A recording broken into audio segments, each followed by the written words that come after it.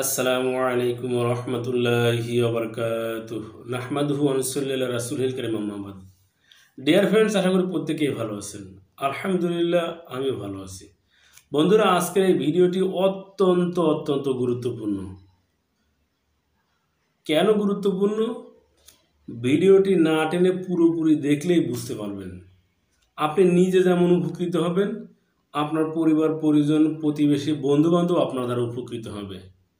বন্ধুরা, আজকের এই ভিডিওর মূল আলোচ্য বিষয় এমন 10টি যৌন উত্তেজক, যৌন উদ্দীপক, বীর্য গাঢ়কারক, বীর্যের মান বৃদ্ধিকারক এমন 10টি ভেষজের কথা বলবো। শুধু এই ভেষজের নামগুলো বলবো না, কোন ভেষজটি কখন সেবন করলে বা কোন ভেষজটি কার জন্য সুইটেবল, কথাটি ভালোভাবে বুঝিয়ে নিন। আমি 10টি যৌন উদ্দীপক ভেষজের কথা বললাম। এই 10টি কি একজন রোগীর উপর প্রয়োগ করবেন? বন্ধুরা, না। এক একটি ভেষজ এক একজন রোগীর জন্য অত্যন্ত কার্যকরী। সবগুলি ভেষজই একজনের উপর প্রয়োগ করা যাবে না।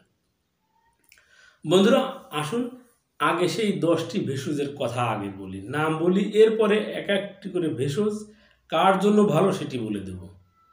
বন্ধুরা, এই 10টি যৌন উদ্দীপক ভেষজের মধ্যে প্রথম যে ভেষজটির নাম বলবো সেটি হচ্ছে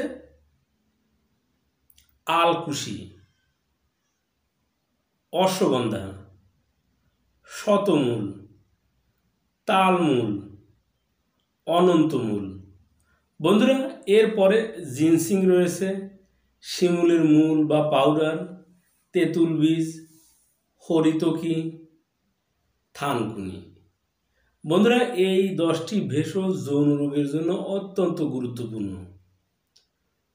বন্ধুরা, আসুন এই আলকুশিটি কাদের জন্য এবং কোন ধরনের রোগীর জন্য ব্যবহার করলে সর্বোচ্চ রেজাল্ট পাবেন। বন্ধুরা, যে সকল রোগী একেবারে ধ্বজভঙ্গ হয়ে গিয়েছে, অবস্থা খুবই খারাপ, সেই সাথে পেটের সমস্যা রয়েছে, পুরাতন আমাশা থেকে শুরু করে পরিপাক ক্রিয়া ভালো হয় না, তাদের জন্য আলকুশিটি খুবই গুরুত্বপূর্ণ ভূমিকা পালন করবে। বন্ধুরা, অশ্বগন্ধা এটাও তো যৌন উত্তেজক, যৌন শক্তি বর্ধক। এটা কাদের জন্য? বন্ধুরা, যাদের ভালো ঘুম হয় না, রাত্রি পার হয়ে যায় এপাশ ওপাশ করতে থাকেন, ফলে ঘুম না হওয়ার ফলে, অনিদ্রার ফলে আপনার বীর্য যেরকম পাতলা হয়ে গিয়েছে বা পাতলা হয়ে যাচ্ছে, সেই সাথে যৌন উত্তেজনাও কমে যাচ্ছে, তাদের জন্য এই অশ্বগন্ধাটা সুইটেবল। বন্ধুরা, শতমূল, এটি যে মাটির নিচে হয়, এটি বীর্যের গুণগত মান বৃদ্ধিতে খুবই কার্যকরী। যাদের স্বপ্নদোষ হয়, স্বপ্নদোষ বন্ধতেও এটি কার্যকরী। বন্ধুরা, অনন্তমূল, এটি সবার জন্যই কার্যকরী, সর্ব অবস্থায় সেবন করা যায়। তালমূলি, বন্ধুরা, এই তালমূলি ইম্পোটেন্সি রোগীদের জন্য অনেক ভালো এবং যাদের উত্তেজনা অনেক কম, একটু উত্তেজিত হয়ে আবার দ্রুত নিস্তেজ হয়ে যায় যাদের, এই ধরনের রোগীদের জন্য তালমূলিটা বেশ ভালো। বন্ধুরা, জিনসেং, বিভিন্নভাবে অনেকে আমরা উচ্চারণ করে থাকি, এটা জিনসেং। তো বন্ধুরা, এটি দক্ষিণ কোরিয়া থেকে শুরু করে কোরিয়া উপদ্বীপ, চীন, থাইল্যান্ড, কম্বোডিয়া, ভিয়েতনাম, লাওস এই অঞ্চলে হয়ে থাকে। এটি আমাদের বাংলাদেশের ভেষজ নয়। তো এটিও বেশ কার্যকরী একটি ভেষজ, এটি সবার জন্যই প্রযোজ্য। বেশি দাম হয়, বাংলাদেশের মানুষের প্রকৃতপক্ষে এটি হাতের নাগালের বাহিরে। অনেকে জিনসিংয়ের নাম শুনলেই সেবন করতে থাকেন। বন্ধুরা, এটি ব্ল্যাক জিনসিং রয়েছে, রেড জিনসিং রয়েছে, হোয়াইট জিনসিং রয়েছে। এগুলোর দাম অত্যন্ত বেশি হয়।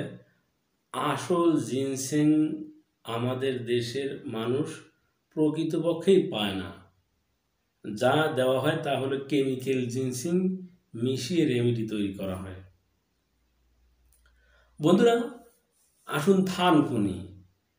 আপনি বলবেন যে থানকুনি তো সাধারণত পুরাতন আমাশায় ব্যবহৃত হয়। বন্ধুরা, সেবন বিধি বা সেবনের উপর নির্ভর করে যে শুধু কি পেটের পীড়ায় কাজ করবে, নাকি এটি ধ্বজভঙ্গ রোগে বা যৌন উত্তেজনায় কাজ করে। বন্ধুরা, এই থানকুনির কে পিষে রস করে 1 চা চামচ পরিমাণ রস 1 কাপ গরম দুধের সাথে গুলিয়ে সকাল বিকেল সেবন করলে আপনার পেটের পীড়াতেও যেরকম সমস্যা, মানে পেটের পীড়ার সমাধানও যেরকম হবে, সেই সাথে অনেকের বয়স বৃদ্ধির কারণে যাদের যৌন উত্তেজনা কমে গিয়েছে তাদের খুব ভালো কাজ করবে, তারাও মর্দানি শক্তি ফিরে পাবেন। যুবক সেবন করলে আরও বেশি রেজাল্ট পাবেন। বন্ধুরা, এরপরে রয়ে গেছে তেঁতুল বীজ, শিমুল। এগুলো তো কমন একটি বিষয়, যে সাধারণত যাদের পেট ভালো আছে তারা নিয়মিত সকাল বিকাল কিংবা চলতে ফিরতে কিনে রেখে যদি শিমুলের মূল তাজা চিবিয়ে খাওয়া যায়, বীজ ঘন গাঢ় আঠালো হয়। সেই সাথে যতগুলো ভেষজ রয়েছে বন্ধুরা, শিমুল কিন্তু খুবই উত্তেজক একটি ভেষজ।